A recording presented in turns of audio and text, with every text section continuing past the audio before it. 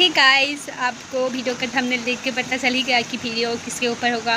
तो चलो वीडियो को स्टार्ट करते हैं। तो आज की वीडियो होगी कि हाउ टू टेस्ट एनालिसिस, मतलब टेस्ट को एनालिसिस कैसे करना है। बिकॉज बहुत सारे लोग टेस्ट तो दे देते हैं, उनको अच्छे से एनालिसिस नहीं कर पाते, जिसके कारण नेक्स्ट टेस्ट या मतलब जो भी उसका मार्क लो हो जाती है बट बढ़ते नहीं। तो आज की वीडियो इसी के ऊपर होगा। तो चलो वीडियो को स्टार्ट करते हैं। करते टाइम कितनी दिक्कत होती है, ये दीदी बिना बीच में आ गई। तो टेस्ट एनालिसिस का मतलब ये नहीं है कि जो हमारी गलत हुई उसको ही हम देखें एंड मतलब सुधारिए, बिल्कुल ही नहीं है। जो गलत हुई उसको तो देखना ही होगा कि मतलब हो क्यों गलत हुई, क्या हमें हो कॉन्सेप्ट क्लियर नहीं था या सिली मिस्टेक हुई थी, क्या हमने क्वेश्चन को गलत पढ़ा था। कुछ होते हैं ना कि इनकरेक्ट, नॉन ऑफ अबव ऐसे होते हैं, तो उसको अच्छे से पढ़ा था कि नहीं। दूसरे आते हैं करेक्ट जो हुई थी वो क्यों करेक्ट हुई, क्या हमने कुछ तुक्का लगा कर करेक्ट हुई या कुछ मतलब जो हमें आते तो थे बट उस टाइम भूल गए थे तो ऐसे ही टिक लगा दी कि तो हो करेक्ट हुई। करेक्ट में भी बहुत सारे आते हैं, तो उस करेक्ट को भी क्यों करेक्ट हुई इसका रीज़न जानना है।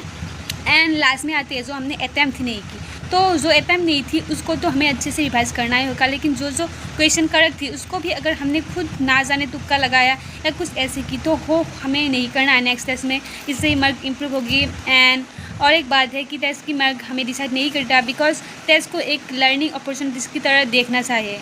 बिकॉज हमारी गलत हुई तो भी उसको हम इम्प्रूव कैसे करें इस पर हमें काम करने जाए, ना कि एक तरह से मतलब एक टेस्ट गलत होने पर हम ऐसे गिव अप कर दे, तो ऐसे कभी नहीं होगा। एंड दूसरा है कि अगर इस टेस्ट में आज मतलब कल पार्ट टेस्ट तो गया, इसमें भी किसी का मार्क आएगा 500 या कुछ और, एंड नेक्स्ट टेस्ट में आप देखोगे कि कुछ लोगों का मार्क 500 जिसका था वो 600 होगा एंड जिसका किसी का 500 से 400 तक जाएगा। बट इसका कारण क्या, इसका कारण है टेस्ट को अच्छे से एनालिसिस नहीं करना एंड बार बार उसी गलती को रिपीट करते रहना जो तुम पहले कर चुकी हो। इसलिए टेस्ट एनालिसिस बहुत ज़्यादा ज़रूरी होता है। तो मैं कैसे करती हूँ टेस्ट एनालिसिस में, एक नोटबुक लूँगी, उसमें से मेरी जो रॉन्ग हुई उसको मैं लिखूँगी अच्छे से, एक एक टेस्ट मतलब एक एक क्वेश्चन को अच्छे से पढ़ के करूँगी। एंड उसके बाद करेक्ट जो हुई थी उसको भी देखूँगी कि क्यों करेक्ट हुई, क्या इसको मैंने ऐसे ही तुक्का लगा रही या ऐसे मेरे दिमाग में नहीं थी बट मैंने ऐसे ही की तो क्यों करेक्ट हुई, ये भी देखूँगी। क्यों इनकरेक्ट हुई ये भी देखूँगी, तो ऐसे करूँगी। एंड एक टेस्ट में लगभग अगर 3 आवर्स का टेस्ट हो तो उसमें एनालिसिस करने पर वही टाइम लगना जाए। अगर तुम उससे कम टाइम में कर रहे हो मतलब तुम एनालिसिस कर ही नहीं रहे हो। बिकॉज 180 क्वेश्चन इस मतलब इतनी क्वेश्चन में लगना चाहिए 3 आवर्स, अगर नहीं लग रही तो तुम शायद हो मतलब एनालिसिस नहीं कर रहे हो। बिकॉज एक एक क्वेश्चन को पढ़ने में करने में एंड एनालिसिस में तो बहुत टाइम जाता है। इसलिए तुम्हें टेस्ट को मतलब ऐसे कि अगर तुम्हारे रिजल्ट तुम्हारी एक्सपेक्टेशन से नहीं आ रहा फिर भी तुम्हें उन गलतियों को एक्सेप्ट करके आगे बढ़ना होगा। बिकॉज रिजल्ट मतलब एक मार्क से क्या होती है, मार्क से तुम्हारी डिसाइड नहीं होती तुम क्या, तुम्हारी टेस्ट की एनालिसिस से डिसाइड होती है कि तुम किस डायरेक्शन में जाना चाहिए तुम्हें एंड किस में इम्प्रूव करना चाहिए।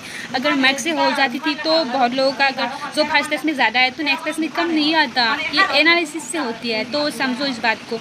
एंड जो एस्पिरेंट अभी देख रहे हैं मेरी वीडियो को उसको मैं यही बोलना चाहती हूँ कि टेस्ट देने के बाद तुम एनालिसिस में एकदम अच्छे से एनालिसिस करना, ताकि जो गलती जो सिली मिस्टेक तुम करिए हो नेक्स्ट टेस्ट में हो दोबारा रिपीट ना हो।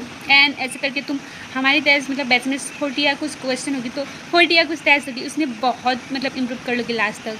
तो इसलिए एनालिसिस बहुत ज़्यादा ज़रूरी है। एंड इस वीडियो से अगर तुम्हें कुछ मतलब सीखना मिला तो मेरे चैनल को सब्सक्राइब कर लेना। एंड आज की डे कैसा गया वो मैंने नहीं बताया बिकॉज आज की वीडियो इस टॉपिक पे ही थी। तो आज का दिन भी मेरा बहुत अच्छा ही गया है। बाकी अभी मैं एनालिसिस करूँगी। तो बाय बाय गाइस, मिलते हैं।